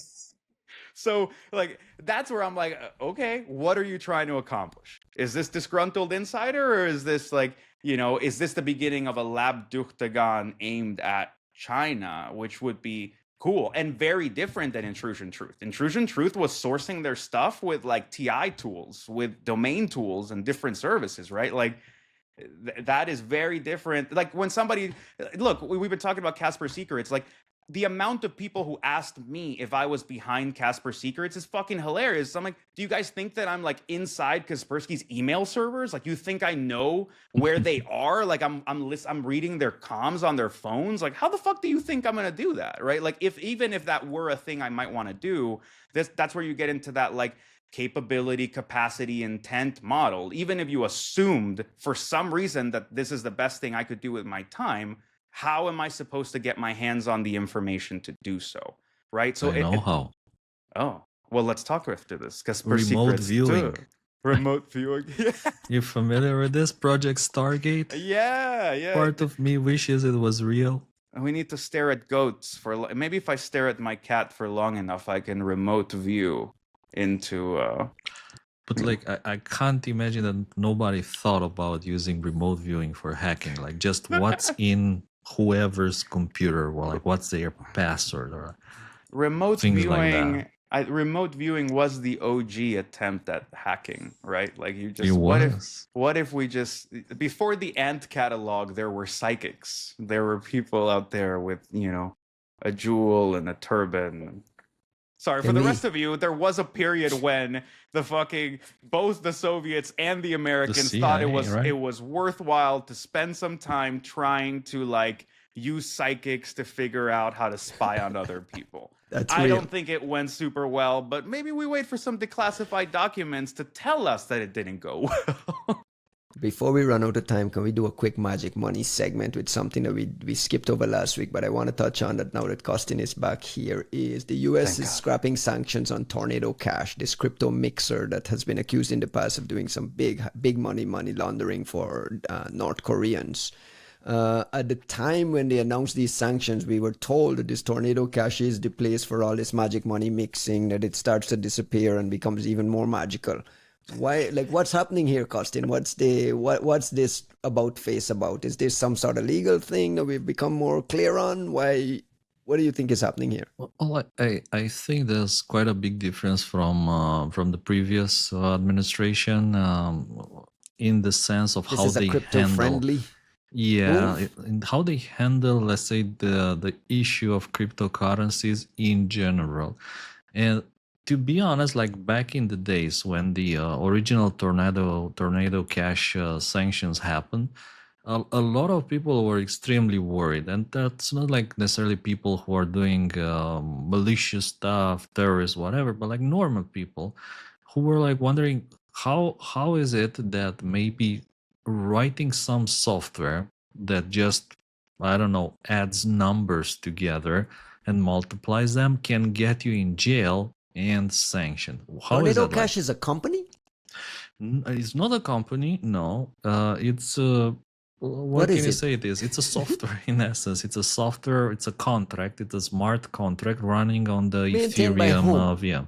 But created and maintained by whom? Created by two programmers, which actually I think Isn't they this the ended up guy in who jail went to for North that. Korea to do a speech and then he was no, for real. Am I wrong? Isn't this the Tornado Cash creator or someone related to them went to North Korea at a conference and did a presentation and was subsequently charged Correct. for assisting nuclear Saying something along the lines of like, you guys are really stupid because if you're smart, you'd be using tornado to wash cash. this money, right? Yeah. And then like everyone was like, They listened. Oh. And look, what kind of world do we live in where we, someone can't just go to, one of the most sanctioned countries on earth and tell them how to launder their money without getting in trouble? Like, what sort of planet is this, guys? One of the things wait a second. One of the things Wait. in this release too, Costin, that you gotta help me understand is that the OFAC lists 100 Ethereum addresses that are also being removed from the special designated national lists, which is the record for maintaining blacklists. What does that mean? So now we're Well- not sanctioning this Tornado Cash, which isn't quite a company really. It's a technology. It's a I don't software. understand what's happening here. it's Yeah. so Whose software? that's a good question. So I think the beauty of Ethereum, which is in a way quite different from Bitcoin from the point of view that it allows you to write software that runs in the blockchain if you want. It runs, it's running in there, and anyone can interact with that software. So in a way, let's say I can, for instance, create a contract on the Ethereum blockchain which collects donations for the three-body problem. But I can also make a provision there that we cannot withdraw those donations for the next 5 years. So whatever donations come in, we will not get them for the next 5 years. And we can even do something like at the end of that 5 years, people can even do some kind of a voting based on the amount of money they donated, which they decide if we deserve it or not. So Is this a DAO? it's essentially that powerful. Like, it allows you to build things that are that powerful. And one of the things that people built was a smart contract that it just mixes money together. Like you put some money, you let it there, like in the soup. It mixes with all the other vegetables, and at the end you can like scoop it back. Like, what did you put in? It was a carrot. Okay, so you put back like 5 carrot Guys. pieces out of the soup. It may be yours, it may be somebody else's carrot, or it may be somebody else's carrot look-alike vegetable in the soup that you are scooping out. What's the But- legitimate use case for this that is not crime? Privacy. It is privacy. It's the same, like I tell you, why are people using Signal and not calling each other on their phones? Because they're worried about privacy. So this is a privacy tool. This is a tool. It is a privacy tool, and it essentially this is a stretch. It builds a privacy layer on top stretch of is a nice way to put it. Super fully transparent blockchains. And there's people, by the way, people out there which are saying like, listen, magic money is a terrible idea. Like people are saying Bitcoin, whatever, it's a terrible idea because everything is being monitored. Everything is logged. Every single like if you go to the grocery and you buy a carrot with cash, there's no record of you, Ryan, actually buying that carrot. There's a Bitcoin. Camera in the store. There's a Maybe camera in the store. Maybe it's broken. Maybe they don't have money. Maybe it's just like one of those cameras you buy off privacy Temu is completely or Alibaba. overrated, by the way. Like this, the idea that you have privacy and that it exists, and people walking on the street saying "Don't shoot me," like you, it's madness. It's like the idea people, that cash. It's like the people who used to put up that thing on Facebook where it's like, I don't approve the NSA collecting this, and you're like, I don't think you understand how any of this shit works. But I love your enthusiasm. I'm glad you're here to play. The even more funny people are those who are like begging the NSA for a copy of whatever document they lost in a ransomware attack. Like, hey, oh my god, do you guys have a copy of my? I mean, look, if I God bless them, right? Like they're really trying. One of the things in wait, there's a bit of reporting on CoinDesk around this specific unsanctioning. Wait, can we talk about? I'm sorry, Ryan. Like, just for the point Kostin was making, like, can we just talk about this idea that like because you build a thing that runs on its own, you're not responsible for the outcomes? Like, if I build a Rube Goldberg machine and it just like it's a ball that like you hit it and it goes around whatever and it just like spins 3 times, it goes out of my window and it gets into the other building and the ball drops and whatever, and at the end of it there's a gun with a trigger that's just like pointing at someone's head and the ball like hits it and the guy's head gets blown off. I go, well, my cat hit the ball, so I didn't kill this person. You're like, you build a whole fucking contraption whose entire goal is to do that. Like, how are you not responsible for the outcome? We went over this in the 1990s with Napster. Napster created the tool, but they weren't stealing the music. Interesting. But the author of DC++ went to jail in Japan, right? Or am I mistaken? I mean, they were responsible for all the damage. Like, they were held responsible for all that. I don't agree with the outcome, but like, look, you're all saying that magic money is fake. It's just numbers on the internet. Like if it's all fake, like no, why does it matter? I'm saying it doesn't matter that it's. I think the magic of it, the complexity of the math does not absolve you of the simple reality of what you've made, right? Like if I create like 400 shell companies and then like come here and do this like spinning cups game and you go, where's the money? Where's the sanction money? Where's the sanction money? What, going once, going twice. And I'm just like spinning that shit around and I go, it's gone. You're like, oh, that's an amazing trick, but that's still fucking money laundering. Like, you make it like a really nice, like, act, and everyone goes, oh, David Copperfield just made $80 million of North Korean illicit funds disappear on a stage in Madison Square Garden. You go, yeah, but that's still money laundering. Like, that's a cool show.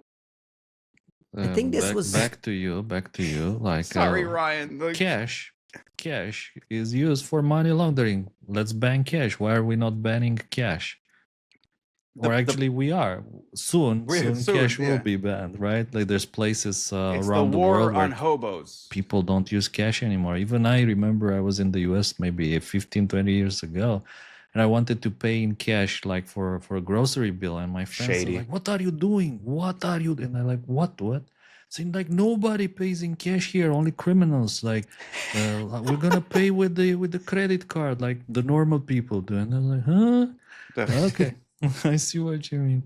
I think there was a U.S. federal appeals court case that came down that basically said that the U.S. Treasury can't really directly sanction this tornado cash service. Yeah.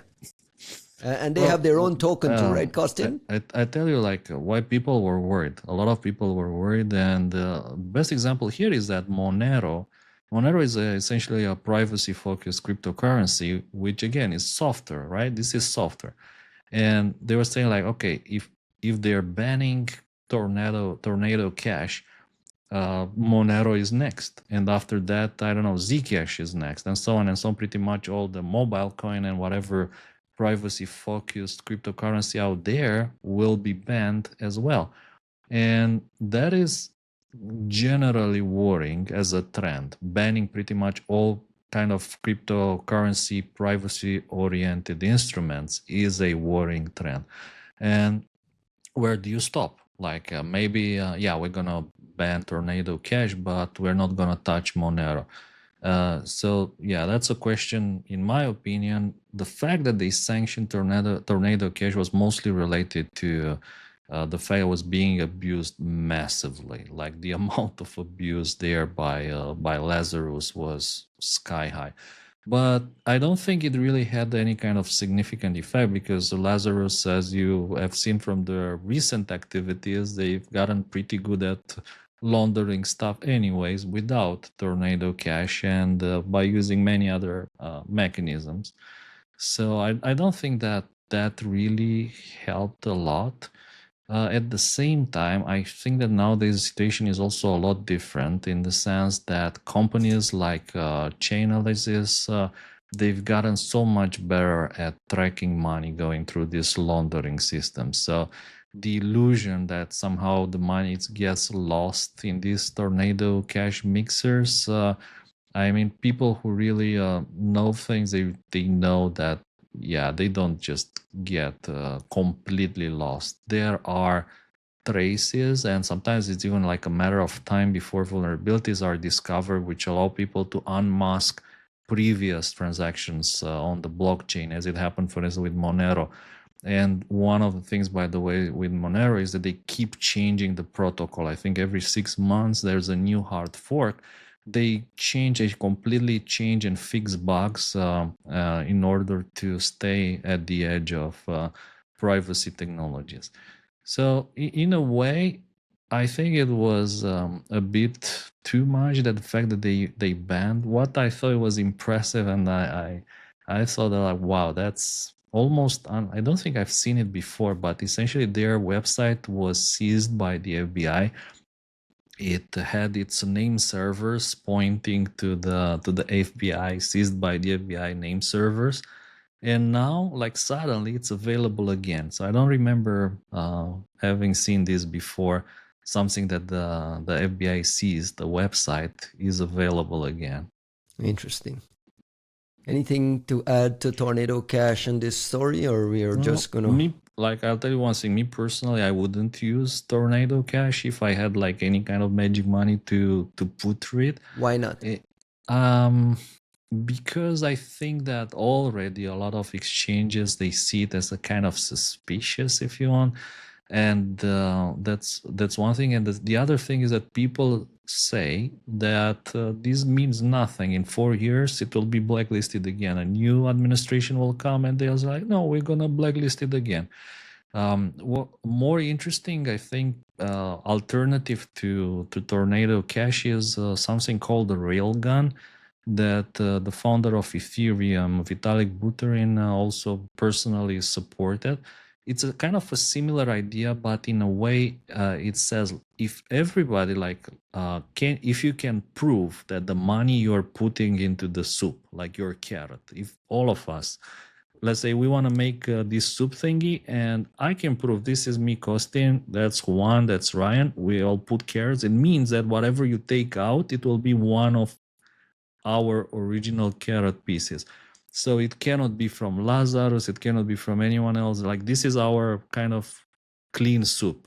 Okay, so it's untainted. So whatever the result comes out of it, that's not money laundering. Such it's bullshit. Just buddies. It is buddies such complete swapping bullshit. carrots. It's Such complete bullshit. Like if we like it sort of like very conveniently ignores the fact that like just because I took a $10 bill and you have a different $10 bill and we swap $10 bills, like it might not be the exact bill, but that still represents a transaction.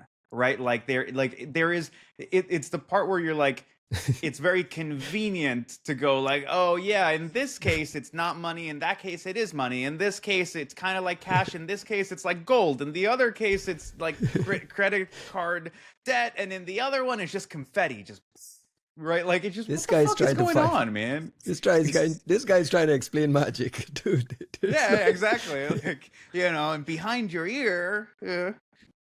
Can we close Look, the show? I'm not the one living in a country where your president is trying to solve the national debt crisis with magic money. Aye. Can we end the show? Our problems are much simpler. I can show you. I if it makes you yeah, it's just the bottle cap. I was gonna say, if it makes you feel better, our problems are your problems too. Can we close the show with some shout outs, please, before you guys get to, I know Juanito is never ready. So while you think about it, I want to give a thank you to Katie Masuris for filling in with us, sitting in with us last week. It was a great episode. The listeners, amazing feedback. Thanks to Katie for popping on the show. Always invited back. We're trying to get Dave Vitale to come back on the show and tell us about OpenAI becoming a threat intel powerhouse. So one day, hopefully, we can shame him into coming back on the show. Can we have him on the show to tell us about 0 days? And, 100%. I want him to talk about routers 03, 04, 05. Lab Dookhtegan, the whole thing. What's coming? Like What's 0 coming? days and hacking Dave Vitale, back. if you're listening. Juanito, close the show. You got some shout outs? So obviously, shout out to the Signal devs. I hope you guys are doing well. I hope you're listening. I hope you make it a little more sensible for us.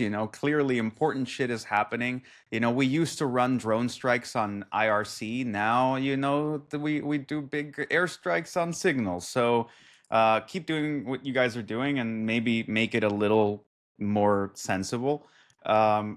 And then next week, Black Hat Asia, man. I think Ryan kind of bailed out on the reunion. Last time we all hung out together was in Singapore, so whatever. That's why I know it's too far. No chance. But I'm pretty excited to go. I'm gonna go. I'm speaking on some like panel on like reversing for like new folks to join. And Same for me. Oh, so we're Are speaking we on on the a same panel. panel? We're on the Is it panel the same together. panel? Look at that. Reversing. So we're gonna be hanging out in Singapore, man. I don't know. Austin, are we gonna talk about your very prominently placed logo on that shirt? Like, what does that logo say, and what is it? Give us. This, I don't know, swag. man. I got it off Temu. I like the logo. You got some shout outs? I like the stock. Costin, you got some closing shout outs? Well, any listeners of the show that'll be at Black Hat, please come and say hello. We'll be there for at least me. I'll be there on Thursday and Friday, landing I think on Wednesday afternoon. So please drop us a message if you wanna just say hello. I was thinking it would be interesting to hear if you're around. So come and say hi. Take some pictures for our Three Body Problem Friends and Family PC small group chat. Small group. On my side, our friends at PivotCon announced their first keynote is Jackie Burns-Coven, head of cyber threat intelligence at Chainalysis. So there's going to be some magic money happening. Jackie's a badass. That's going to be an amazing keynote. She's awesome. So congrats to the PivotCon folks for snagging their keynote and announcing it early. That's happening right after RSA, I believe, in Malaga, Spain. That's kind of a sister conference of ours, and our friends run that. So we're going to give them a shout out as well. Yeah. On that note, let's close the show. Thank you guys for hanging out. It is 10:35 a.m. here on the West Coast, and it's a good time to say peace out, guys. Fist, America flag, fire emoji. Fist, America flag, fire emoji. Arrivederci.